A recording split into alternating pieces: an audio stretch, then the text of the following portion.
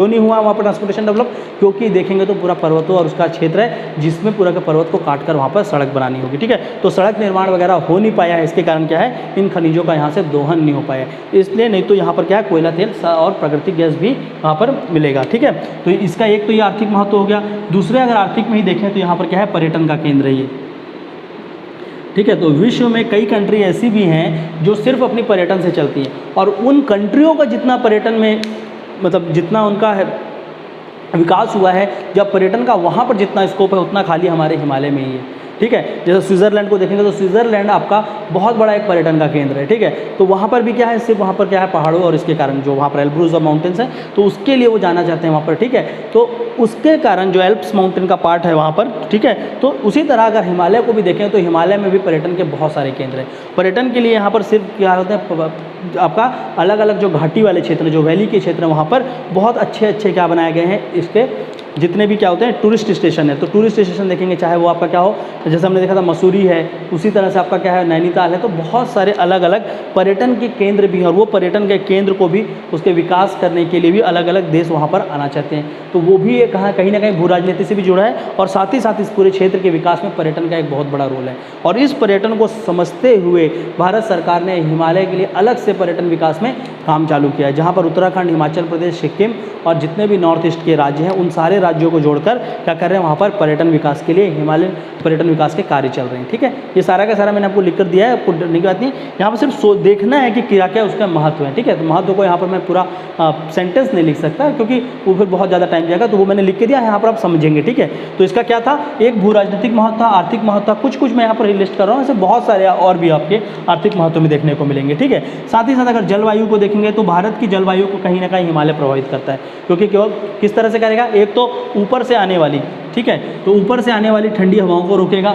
साथ ही साथ जब आपके यहाँ पर इस तरफ से और इस तरफ से ये क्या है, ये मानसूनी हवाएं चलती हैं, तो मानसूनी हवाओं को भी हिमालय के नीचे वाले पार्ट में टकराती हैं और उसका क्या होती है, वापस होती हैं। तो मानसून जो है उसको बनाए रखने में भी इसका एक मदद है कि मानसूनी हवाओं को भी रोकता है, ऊपर से आने वाली ठंडी हवाओं को भी रोकता है। और जब यहाँ से देखेंगे पश्चिमी विभोज, मतलब आपका क्या है, वेस्टर्न डिस्टर्बेंस, अभी हम लोग पढ़ेंगे उसको, ठीक है। तो यहाँ से जो एक हवाएं आती है वो भी यहाँ से हिमालय से टकराती हैं, और उसके कारण यहाँ पर जो भी राजस्थान का जो ये वाला पार्ट है, हिस्सा है, और साथ ही साथ पंजाब में वर्षा यहाँ पर अच्छी होती है, शायद दिल्ली में जो ठंड के दिनों में वर्षा होती है, जिसके कारण वहाँ पर किसकी, गेहूं की खेती होती है, जो उसको हेल्प करता है, ठीक है। तो गेहूं की खेती में भी मदद करती है, तो कहीं ना कहीं इस हवाओं को भी रोकती है। तो पूरा का पूरा अगर हिमालय को समझेंगे तो ये यहाँ पर पूरे की पूरी जलवायु को बहुत ज़्यादा प्रभावित करती है, ठीक है।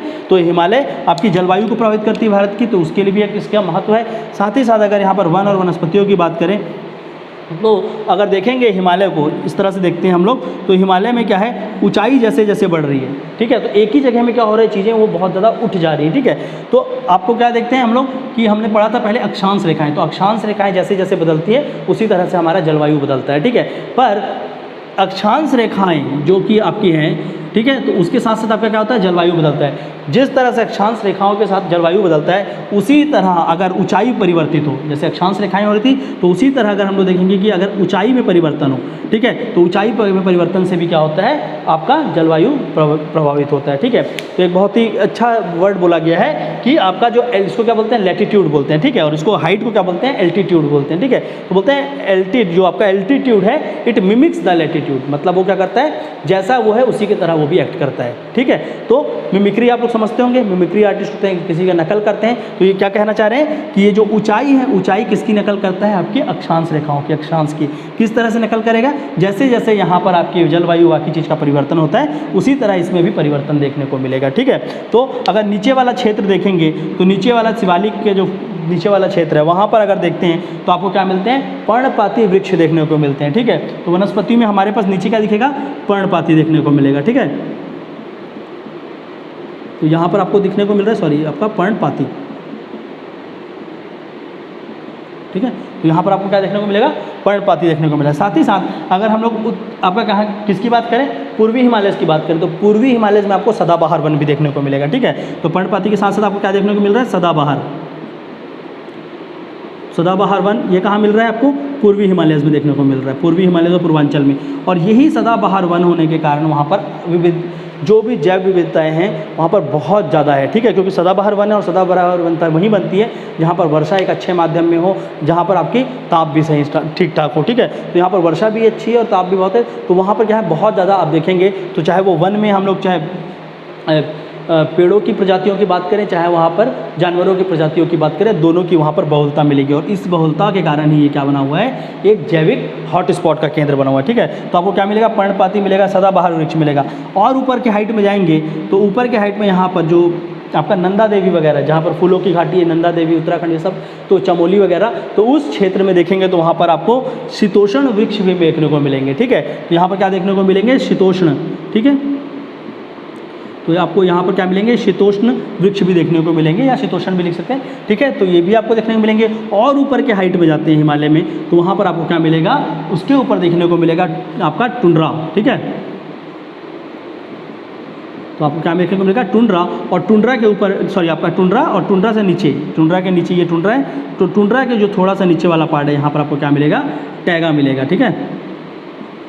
तो आपको यहाँ पर क्या मिलेगा, तैगा फॉरेस्ट मिलेगा। और ये तैगा फॉरेस्ट देखेंगे तो तैगा फॉरेस्ट में किस तरह से, इस तरह के वृक्ष मिलते हैं, ठीक है। जो वृक्ष क्या होते हैं, कुछ ऐसे कटीले से होते हैं, ठीक है। तो लंबे लंबे वाले वृक्ष, तो ये वाले जो वृक्ष हैं ये कहाँ मिलते हैं आपको, तैगा फॉरेस्ट में। तो हिमालय को देखेंगे कि नीचे से ऊपर तक देखेंगे तो यहाँ पर लगभग जितने भी वनस्पतियों के प्रकार हैं वो सारे के सारे वहाँ देखने को मिल रहे हैं, ठीक है। और इसके कारण ये क्या है, आपका एक बहुत ही बड़ा जैव विविधता, मतलब क्या जैव बहुलता का क्षेत्र है, जहाँ पर आपके वनस्पतियों के विभिन्न प्रकार मिल रहे हैं और साथ ही साथ आपके जीव जंतु भी वहाँ पर बहुत अलग अलग तरीके से देखने को मिल रहे हैं। तो इन सारे चीज़ को समायोजित कौन करता है, इन सारे के सारे चीज़ों को लेकर चलता है हमारा हिमालय। तो इस तरह हिमालय का ये क्या है, अपने आप में एक बहुत बड़ा महत्व है। और साथ ही साथ हिमालय की अलग अलग हमने विशेषताओं को देखा और कुछ चीज़ें मैं आपको लिख कर दे दूँगा 4-5, तो जिससे आपका क्या होगा, एक आंसर आप अच्छे से फ्रेम कर पाएंगे, ठीक है।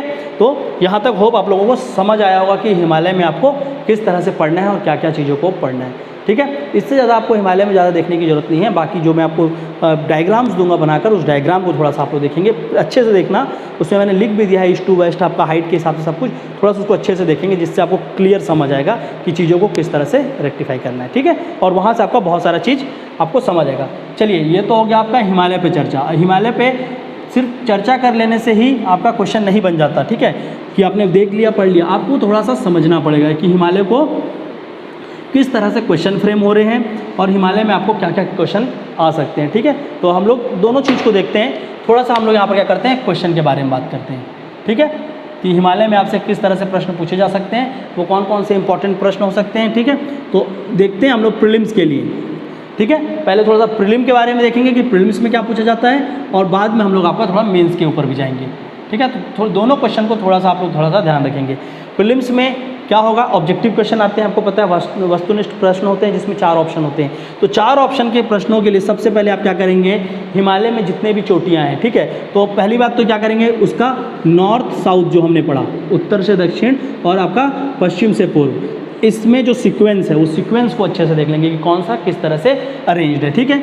ये चीज़ देखेंगे, वो क्वेश्चन उस तरह से दे देंगे अरेंजमेंट का, आपको उसको अच्छे से देखना है। उसके बाद आप क्या करेंगे, कुछ चोटियों को पढ़ लेंगे, प्रमुख चोटियों के बारे में पढ़ेंगे, ठीक है।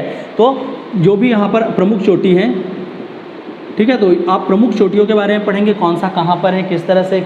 और एक और चीज़ देख लेंगे कि हिमालय के विस्तार को जब पढ़ेंगे तो किस किस राज्यों में है, ठीक है। ये सारा का सारा मैप वर्क की क्लास में मैं कराऊंगा आपको, अलग से मैं आपका मैप का क्लास भी लूँगा जब ज्योग्राफी के कॉन्सेप्ट सब कुछ कर लेंगे, वहाँ पर भी ये चीज़ मैं आपको कराऊंगा, पर फिर भी आप लोग देख लेंगे, ठीक है। चोटियों के साथ साथ अगर राज्यों को देखेंगे तो इन राज्यों के आधार पर हमको क्या देखने को पड़ेंगे, जो भी इंपॉर्टेंट दर्रे हैं, ठीक है। तो यहाँ पर जो भी इंपॉर्टेंट दर्रे हैं,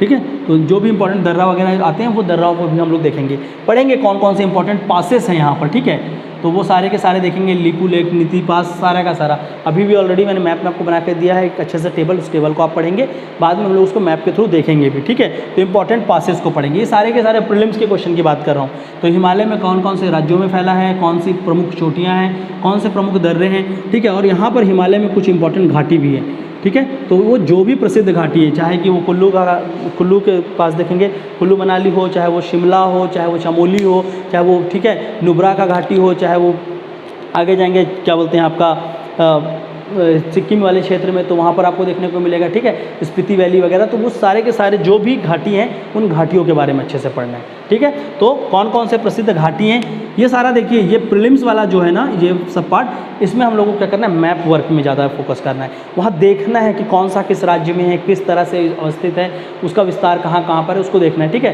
तो इसको हम लोग मैप वर्क में और अच्छे से करेंगे, और जो मैप मैंने आपको डिज़ाइन करके दिया, बना कर दिया है आपके हैंडआउट में, उसको भी आप लोग अच्छे से देखेंगे, वहाँ से आपका सारा चीज़ क्लियर हो जाएगा, ठीक है। तो मेनली आपको ये पढ़ना है, ठीक है। साथ ही साथ जो विशेषताओं को मैंने बताया, तो विशेषताओं को देखना है कि किसमें आपकी कौन सी विशेषताएं हैं, ठीक है। तो विशेषताओं में भी आप क्या करेंगे, जैसे कि हमने देखा था MCT देखा था, मेन क्रस्टल थ्रस्ट, तो ये किस किस हिमालय के बीच में आता है, ठीक है। तो थोड़ी सी विशेषताओं को भी देखेंगे, महत्व पे उतना नहीं भी जाएंगे, तो इन सारी चीज़ों को करेंगे, और यहाँ से आपका प्रीलिम्स का क्वेश्चन आपको दिखेगा, यहाँ से बनेगा भी, ठीक है। और वनस्पतियों वगैरह में भी आप थोड़ा सा जा सकते हैं, देख सकते हैं, तो यहाँ से आपका प्रीलिम्स का क्वेश्चन बनेगा। साथ ही साथ जो भी मैंने आपको रीड करने बोला है उसको भी आप रीड करेंगे। अगर इसी में हम लोग मेंस पे देखते हैं, प्रीलिम्स के क्वेश्चन कुछ इस तरह से फ्रेम होंगे, प्लीज़ इसको ध्यान रखना। मेंस के क्वेश्चन की बात करेंगे, इसमें मैं आपका टेस्ट भी लूँगा, तब मैं आपको क्वेश्चंस दूंगा भी। अभी मैं आपको समझा रहा हूँ, जो पढ़ते समय आपका नज़र कहाँ पे होना चाहिए, ऐसा नहीं होना चाहिए कि पढ़ लिया निकल गए। पढ़ते समय भी आपके एक माइंड में एक चीज़ चलना चाहिए कि इस चीज़ को पढ़ रहा हूँ तो इसको मैं किस तरह से एग्जाम में कन्वर्ट कर पाऊँगा, ठीक है। तो वो यहाँ से समझ आएगा। दूसरा, अगर मेन्स में देखेंगे तो सबसे पहले हम लोग क्या पढ़ रहे थे, कुछ क्वेश्चन भी मैंने आपको दिए। तो सबसे पहले हिमालय की उत्पत्ति, ठीक है। तो पहला प्रश्न क्या है, हिमालय की उत्पत्ति को समझाइए, ठीक है। प्रश्न आप लिखते चलेंगे मेरे साथ साथ। पहला प्रश्न क्या है, हिमालय की उत्पत्ति क्रम को दर्शाइए और उसको क्या करना है, समझाइए। तो उसको बना के दिखाना भी है और उसके साथ ही साथ आपको क्या करना है, समझाना भी, ठीक है। तो हिमालय की उत्पत्ति, ठीक है, पहला प्रश्न। दूसरा प्रश्न, उत्पत्ति के बाद, जब उत्पत्ति को हमने पढ़ा तो उत्पत्ति के बाद हम क्या कहते थे, north south east west division पढ़ने गए थे, ठीक है। तो विभाजन को पढ़ा था, तो हिमालय की किन्हीं भी 3 विभाजन, ठीक है। तो विभाजन की बात करते हैं, तो हिमालय की किसी भी आप क्या करना है, 3 विभाजनों पे चर्चा करें, ठीक है। 3 विभाजन में मतलब जो 3 पार्ट हैं आपको इस तरह से पढ़ना है। इसमें इस तरह के जो विभाजन में बोलेंगे तो उसमें आपको इस तरह से बताएंगे कि नॉर्थ साउथ ऐसा मत जाना, ट्रांस हिमालय, ग्रेट हिमालय, ठीक है। मतलब आपका क्या है, जब आप हिमालय के विभाजन को पढ़ रहे हैं अलग से, तो आप क्या पढ़ रहे हैं, ट्रांस हिमालय, ठीक है। ट्रांस हिमालय पढ़ रहे हैं, फिर आप लोग का क्या पढ़ रहे हैं, महान हिमालय पढ़ रहे हैं, फिर आप क्या पढ़ रहे हैं, मध्य हिमालय पढ़ रहे हैं, फिर आप क्या पढ़ रहे हैं, शिवालिक पढ़ रहे हैं, ठीक है। तो इन चारों पे क्या करेंगे, एक एक पैराग्राफ लिख लेंगे, ठीक है। वो ऐसे ऑलरेडी मैंने नोट्स में दिया हुआ है, लिखकर कोई इशू नहीं होगा। तो उसको पढ़ेंगे और उसको भी प्रिपेयर करेंगे कि उसको वैसे ही लिख कर आना है, ठीक है। इसके बाद आपका इन्हीं विभाजन पे, एक तो ये वाला विभाजन में भी कर लेंगे, दूसरा आपका कौन सा कर लेंगे, जो वेस्ट से ईस्ट विभाजन था। इसके बाद जब वेस्ट टू ईस्ट पढ़ेंगे यहाँ पर, तो इनके बीच में अंतर स्पष्ट करेंगे, ठीक है। ये क्वेश्चन लिखेंगे, पूर्वी हिमालय और पश्चिमी हिमालय के बीच अंतर स्पष्ट कीजिए, उन दोनों में क्या अंतर है, ठीक है। पूर्वी हिमालय और आपका पश्चिमी हिमालय। देखिए महत्व तो मैंने आपको ये नहीं बताया अभी फिलहाल, बाद में, क्योंकि बाद में भी हम उस चीज़ को पढ़ेंगे कि वहाँ से बहुत सारी नदियों का उद्गम होता है, तो नदियों के स्रोत भी है हिमालय, तो वो सारा चीज़ हम लोग पढ़ेंगे आपका ड्रेनेज में। अभी यहाँ पर इसलिए नहीं करा रहा हूँ, ठीक है। इसलिए मैं बोल रहा हूँ, ज्योग्राफी कभी भी ऐसा नहीं होता कि एक टॉपिक पढ़ लिए खत्म, तो पूरा इंटीग्रेटेड होता है, ठीक है। तो उसको पहले समझेंगे और उसके बाद लास्ट में हम लोग आंसर राइटिंग प्रैक्टिस करेंगे, वो लंबे आंसर्स की, वहाँ पर इस सारी चीज़ों को देखेंगे, ठीक है। तो आप क्वेश्चंस, पहला आपका क्या था मेंस के लिए, उत्पत्ति समझाना है, दूसरा विभाजन में इन सारी चीज़ों को और इन दोनों के बीच का अंतर स्पष्ट करना है। तो उसके बाद हिमालय की विशेषताओं पर चर्चा करें, ठीक है। तो आप क्या करेंगे, विशेषताओं पर चर्चा करेंगे। तो हिमालय की विशेषताओं पे आपको क्या करना है, जो हिमालय में जो भी विशेष है उस पर आपको क्या करेंगे, चर्चा करना है, ठीक है। हिमालय की विशेषताएं बताइए या उस पर चर्चा कीजिए, और विशेषताओं के बाद आपका क्या आएगा, महत्व आएगा, ठीक है। ये सारा चीज़ मैंने पढ़ाया है, और इसी चीज़ को इसके बाद नहीं पढ़ना होता है, बेवजह का आपको बहुत सारी चीज़ नहीं, सही चीज़ को पढ़ेंगे, एक लिमिट में पढ़ेंगे और वहीं से एग्जाम निकलेगा। बेवजह का शॉर्ट चीज़ पे नहीं जाना है, ठीक है। तो आपका चारों सेक्शन से मैंने क्वेश्चन दिया है। हिमालय की उत्पत्ति को समझाइए, ऑलरेडी मैंने पढ़ाया, आप समझा सकते हैं, खुद से लिखने का प्रैक्टिस करेंगे। हिमालय की विशेषताओं पे चर्चा करें, हिमालय के महत्व पे चर्चा करें। अब महत्व में अभी मैं आपको पूरा एक पूछ रहा हूँ, बाद में इसमें ये भी पूछ सकते हैं, हिमालय की भू राजनीतिक महत्व पर चर्चा करें, हिमालय की आर्थिक महत्व पर चर्चा करें, ठीक है। तो वो भी एक अलग अलग क्वेश्चन बन सकता है, पर अभी आपसे एक छोटा सा क्वेश्चन पूछा है, जनरल लिखने का प्रैक्टिस करना है, ठीक है। बाद में उसको डीप करते जाएंगे हम लोग, ठीक है। तो हिमालय के महत्व को बताएंगे, हिमालय की विशेषताओं पर चर्चा कीजिए, विभाजन पे आपको क्या बताना है, इन सारे विभाजनों के बारे में थोड़ा थोड़ा, और साथ ही साथ आपका पूर्वी और पश्चिमी जो हिमालय है इसके बीच अंतर स्पष्ट कीजिए और हिमालय की उत्पत्ति क्रम को दर्शाते हुए उसको समझाइए। ये सारे के सारे क्वेश्चन आप आज लिखेंगे और मंडे से पहले इसको सबमिट करेंगे लिख के, ठीक है। इसके पहले का नहीं, मैं आपसे लेकिन हिमालय का इसको लिखकर आपको सबमिट करना है, ठीक है। और कहाँ पे सबमिट करेंगे, जो आपका ग्रुप बनाया गया है उसी ग्रुप में आप इसको लिखकर सबमिट करेंगे, ठीक है। तो यहाँ पर हम लोग इस हिमालय को ख़त्म करते हैं। अब इसके बाद हम लोग पढ़ेंगे अगले लेक्चर में जो उत्तर का मैदान है, ठीक है, जो गंगा का मैदान है, गंगा के मैदान के बारे में चर्चा करेंगे और उसको अच्छे से समझेंगे, ठीक है।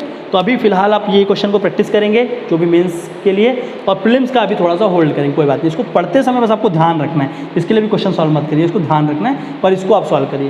प्रीलिम्स का जैसे ही आपका खत्म होता है मैं आपका एक टेस्ट पेपर बना कर दूंगा, फिर आप उसको सॉल्व करिए, वहाँ से आपको चीज़ें समझ आएंगी और अच्छे से, ठीक है। तो ये पूरा का पूरा आपका यहाँ पर हिमालय खत्म होता है। अब हम लोग मिलते हैं अगले लेक्चर में आपके गंगा के मैदान के साथ। और अगेन बोलूँगा, जो भी रजिस्टर करना चाहते हैं प्लीज़ जल्दी रजिस्टर करिए ताकि आपका बहुत सारा लेक्चर छूटे ना, क्योंकि आज से मैंने आपका आंसर राइटिंग करवाना भी स्टार्ट किया यहाँ पर, ठीक है। जहाँ पर कुछ क्वेश्चंस दिए हैं, क्वेश्चन जब आप लोग लिख के सबमिट करेंगे, अगर सबमिट नहीं करेंगे तो मैं इसके आंसर्स के पीछे बात नहीं करूँगा। अगर आप लोग सबमिट करते हैं तब फिर हम लोग क्या करेंगे, इसके आंसर्स पे चलेंगे और समझेंगे कि इसके आंसर्स क्या हो सकते हैं, ठीक है। तो प्लीज़ इस पर थोड़ा सा वर्क करेंगे। Thank you all.